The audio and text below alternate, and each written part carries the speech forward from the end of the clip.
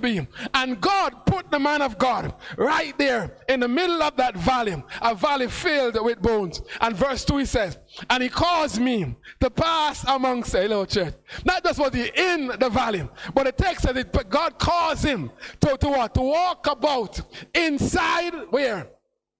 All around, brother. All around what? That valley filled with what?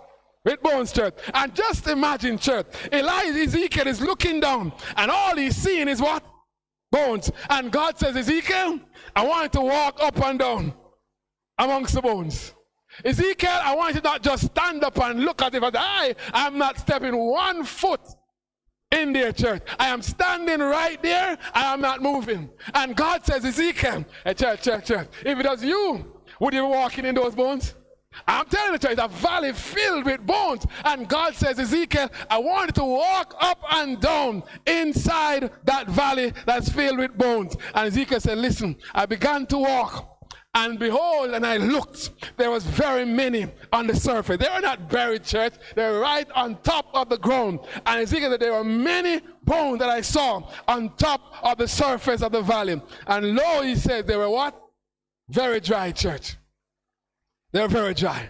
In other words, there's not a single, they're just dry. And if you read down further, they'll tell you they had no skin on them. Nothing was there but just dry bones. And because they were dry, church, it means that they must have been there for some time, church. They were not just placed there recently. They were dry as dry can be. The sun had parched them out, and there was no moisture in it whatsoever. Church, sometimes I want us to understand, church, that sometimes God is sending a word to us. And we ought to be listening, church. Sometimes God wants us to understand that, follow me now, church. God says that Ezekiel, you're in this place and everybody around you is just dead. And all the bones you're looking at, there's no flesh on them. That means that they have been in that position for a very long time. And the sun has dried up every single flesh and there's nothing but bone that is left. I want you to understand, church, that when you look at a bone can tell you a lot. I'm no scientist, church. I didn't study medicine or any of those kind of things. But I want you to understand that if you look at a bone, the scientists can find a bone and they can tell you the age of that bone. Sometimes they're wrong, but I can't tell you anyway. I want you to look at sometimes when they find a human bone somewhere, church, they can look at that bone and they can determine by their process that this is a male or a female. That bone can tell you the age of that person. That bone can tell you if that is an adult or a child. That bone have a lot to say. And I want to understand, church, when God looked at those bones, Ezekiel looked at those bones, there was a message that God intended for him to send out, church. Follow me now, church. So that bone, that valley of bones, what do they represent? Look at verse 11 now. Jump down to verse 11. Same chapter, Ezekiel 37. Then he said to me, son of man, these bones are the whole house of what? Israel. He said, listen, Ezekiel, the bones you are looking at, they are not some obscure person somewhere out there. This bone represents the entire house of Israel. And if you know your Bible, you will understand, church, that the house of Israel are the people of who? Of God. And the Bible, God is saying to Ezekiel, I want you to understand, Ezekiel, that these dry bones, these dead bones you're looking at, they are the house of God. My people, they have died. But did they die physically, church? They died what? Spiritually. And they have been dead spiritually for some time, church. And he said, listen, they are over there in Babylon. That's where they are now. They are apart from me, but they are over there in Babylon. They are working for the Babylonians. They are walking up and down the streets of Babylon. They go to bed at night and they wake up in the morning, but they are dead. They are dead. There's no life in them. Now listen to verse 11 again. He said to me, son of man, these bones, I'm going to get quiet this morning, are the whole house of Israel. Behold, listen church, behold, they say, not what God is saying, But the house of Israel, the people of God, they say, follow me now, church. So God is only responding to something that the people have already acknowledging in their lives. Can I say it one more time? God is responding to the prophet Ezekiel to something that the people are already acknowledging and saying about themselves. In other words, Israel had gotten to a point where they saw their spiritual condition. And when they looked at their spiritual condition, they said, we are like dry bones, dead. Listen again in that verse 11 again, go there again. Behold, they say, Israel say, our bones are dried up, and our hope has perished. We are completely what? Cut off. Now, this is the way that Israel felt, that their bones are all dried up and they are cut off because they're no longer where? In Jerusalem. They are no longer in the presence of God. And they said, listen, our bones are dried up and our hope has perished. We are gone. Spiritually, we're just dead. We have lost all hope. And so I want us to understand, church, that we can be in church. We can be in church, preaching the word like Brother Brown, and we are still spiritually dead.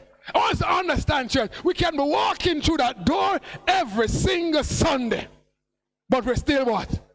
Yeah. And sometimes I want you to believe me, church, when I tell you this, church, that sometimes I feel as if, I want to share this morning.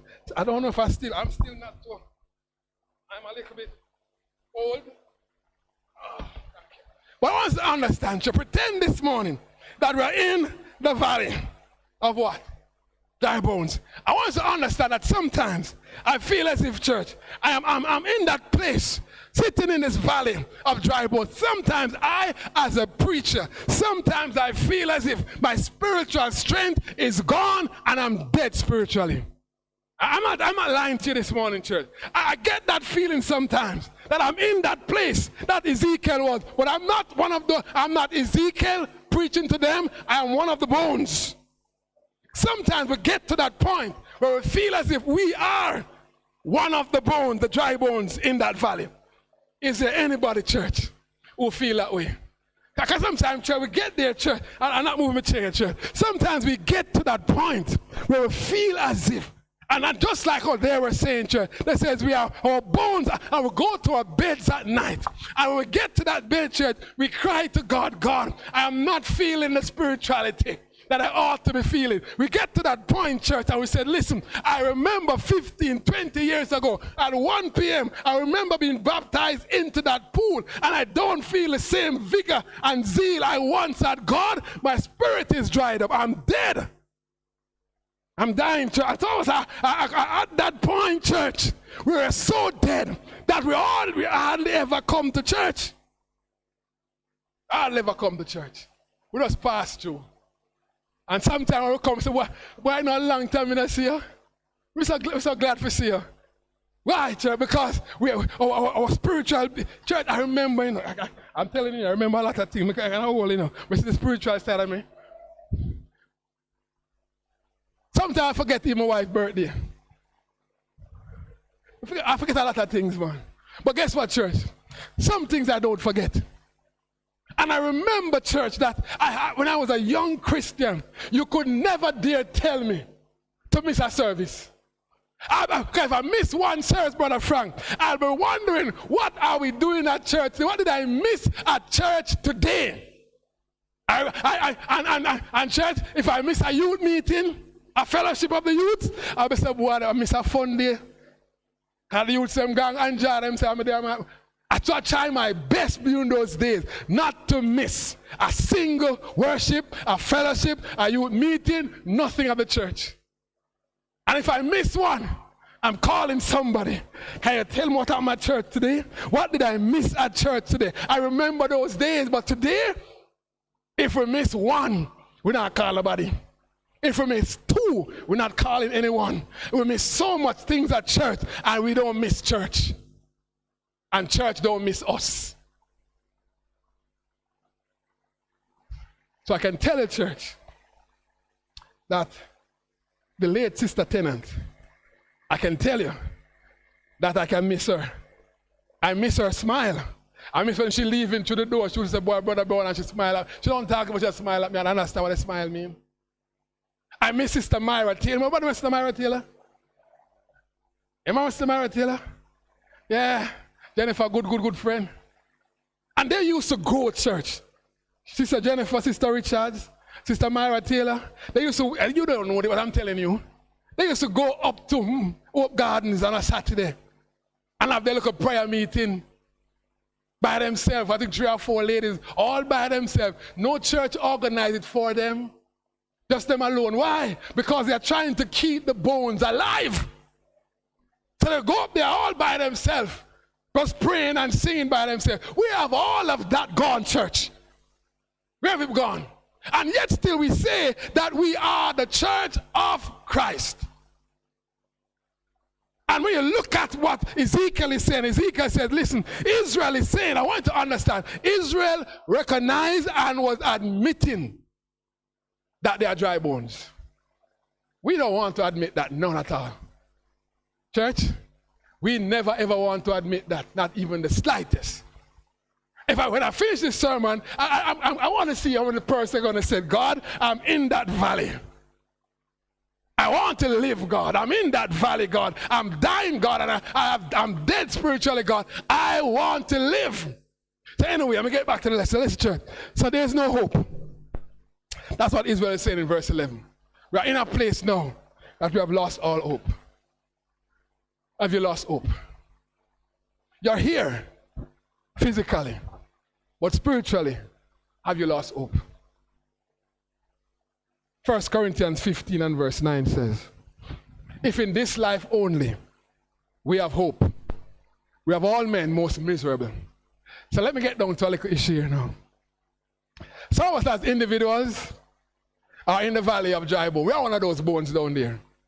Some of us as a church, some churches are in that valley of dry bone. They are one of the bones down there. There are some marriages, church, that are in that valley of dry bones. And in our marriages, we feel as if all hope is lost.